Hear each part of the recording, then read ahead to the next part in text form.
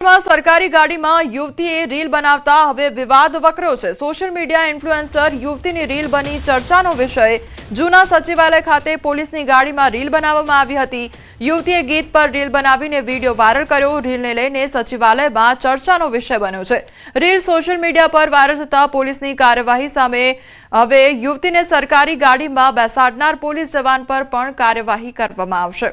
नकली इन्कमटेक्स अधिकारी झड़पायो छे। ग्लोबल मार्केटना વેપારીઓને ઇન્કમટેક્સ રેડની ધમકી આપી લાખો રૂપિયા પડાવવાનો ખેલ કરતો વિજયસિંહ ચૌહાણ હવે પોલીસના સકંજામાં છે।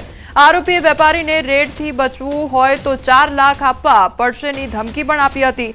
જો કે વેપારીને શંકા જતા તેણે પોલીસનો સંપર્ક કર્યો હતો। પોલીસને જાણ થતા જ ઘટના સ્થળે પહોંચી નકલી અધિકારીને રંગે હાથ ઝડપી પાડ્યો હતો। પોલીસે આરોપીની ધરપકડ કરી વધુ તપાસ હાથ ધરી છે। उन्होंने वराछा पुलिस को तुरंत ही जान किया कि ऐसा ऐसा है, एक इनकम टैक्स ऑफिसर यहाँ पे आया है और वो हमसे 4 लाख रुपए की जबरदस्ती से मांगनी कर रहा है। वराछा पुलिस ने तुरंत ही वहां पे टीम भेज के तुरंत ही इस आरोपी को वहां से पकड़ लिया। इसके लिए हमने इस पे एक्सटॉर्शन के तहत बीएनएस में जो बलजबरी थी कड़ावी लेबू का फरियाद है।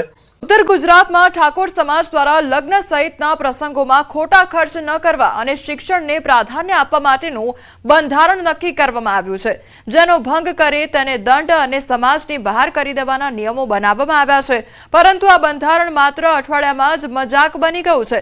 ठाकोर समाजना કેટલાક લોકોએ ખુલ્લેઆમ પાટણ ડીસા બાદ શંખેશ્વરમાં સમાજના નિયમોનો ઉલાળ્યો કર્યો છે। જાહેરમાં ડીજે વગાડી જન્મદિવસની ઉજવણી કરી સમાજનું બંધારણ માત્ર કાગળ પર જ હોવાનું સાબિત કર્યું છે।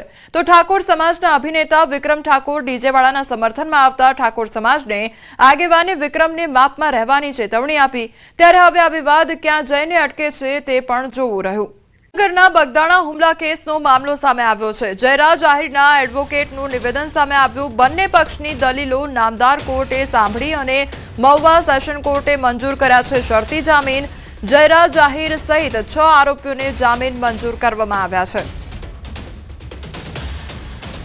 હું અને મારા કલીગ મિત્ર વિદ્વાન આરજે વ્યાસ, રુચિત વ્યાસ હાઈકોર્ટ એડવોકેટ અમારી સાથે હતા અને કોર્ટે આજે સવારમાં જ હમણાં જ હુકમ જાહેર કર્યો છે અને તમામ આરોપીઓ જે ગઈકાલના જે 3 જામીન અરજી હતી એમાં 4, 5 અને કુલ મળીને 6 આરોપીઓ જે છે એમની જામીન અરજી નામદાર કોર્ટે યોગ્ય શરતોને આધીન મંજૂર કરી છે। આમ તો અગાઉ તારીખ 2/2024ના રોજ અન્ય આરોપીઓ જે છે જિલ્લાના નડિયાદ સંતરામ સબયાર્ડ માર્કેટમાં અચાનક આગ લાગવાની ઘટના બની છે। જેમાં શાક માર્કેટમાં આવેલી શાકભાજીની અંદાજે 5 દુકાનો આગની ઝપેટમાં આવી ગઈ હતી। આગ લાગતા જ સમગ્ર માર્કેટ વિસ્તારમાં અફરાતફરીનો માહોલ સર્જાઈ ગયો હતો। ઘટનાની જાણ થતાં જ નડિયાદ ફાયર બ્રિગેડની ટીમ તાત્કાલિક ઘટનાસ્થળે પહોંચી ગઈ હતી। સાથે સ્થાનિક પોલીસ તેમજ એમજીવીસીએલની ટીમ પણ સ્થળ પર હાજર રહી હતી। સદનસીબે આગની ઘટનામાં કોઈ જાનહાનિ નોંધાઈ નથી। નડિયાદ ફાયર બ્રિગેડની ટીમે સમય સૂચકતા દાખવીને આગને કાબૂમાં લઈ લીધી હતી, જેના કારણે માર્કેટની બાજુમાં આવેલી અન્ય દુકાનોમાં આગ ફેલાતી અટકાવી શકાઈ હતી। કંટ્રોલમાં જાણ થતાં સાથે જ અમારું મિની ફાયર ટેન્ડર ફાયરના સ્ટાફ સાથે ઘટના સ્થળે પહોંચ્યું। ઘટના સ્થળે પહોંચતા જોતા આ કોથળા તથા અન્ય સામાન હતો એમાં અગમ્ય કારણસર આગ લાગી હતી। જે આગ લાગવાનો બનાવના લીધે થોડીક જાનહાનિ વધારે ના થાય એના લીધે ગાડી પહોંચીને તરત પાણીનો છંટકાવ કરી કોથળામાં જે આગ હતી એ કોથળાની આગ ઓલવી દીધેલ છે। થોડોક જે એમનો શાકભાજી ને એવું હતું એમાં થોડુંક નુકસાન થયેલ છે, બાકી કોઈ અન્ય જાનહાનિ થયેલ નથી। સચિન વિસ્તારમાં આવેલી જયરાજ ઇન્ડસ્ટ્રીમાં આગ લાગવાની ઘટના સામે આવી છે। જ્યાં ઇન્ડસ્ટ્રીના 4થા માળે આવેલા યાનના ગોડાઉનમાં અચાનક આગ ફાટી નીકળી હતી। આગ લાગતા વિસ્તારમાં અફરાતફરી મચી ગઈ હતી। ત્યારબાદ તરત જ સુરત ફાયર વિભાગને જાણ કરવામાં આવતા ફાયર ટીમ ઘટનાસ્થળે પહોંચી આવી હતી અને આગ પર કાબુ મેળવ્યો હતો। સદનસીબે આગની ઘટનામાં કોઈ જાનહાનિ સર્જાઈ નથી। જો કે ગોડાઉનમાં સંગ્રહિત યાનનો મોટો જથ્થો બળીને ખાખ થઈ ગયો છે। સી ફૂડ વિભાગની મોટી કાર્યવાહી હાથ ધરવામાં આવી છે। 3 ટન કાજુનો જથ્થો સીઝ કરવામાં આવ્યો છે। કઠવાડા જીઆઈડીસી ખાતે બિન આરોગ્યપ્રદ કાજુનો જથ્થો સીઝ કરવામાં આવ્યો છે। 3 ટન જેટલો જથ્થો સ્થગિત અને યુનિટ સીલ કરવામાં આવ્યું છે।